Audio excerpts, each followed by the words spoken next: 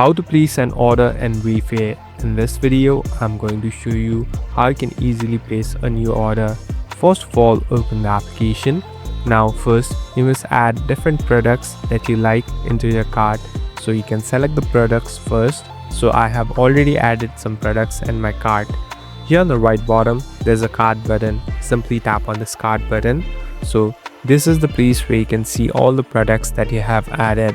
So here you can even customize and make different changes.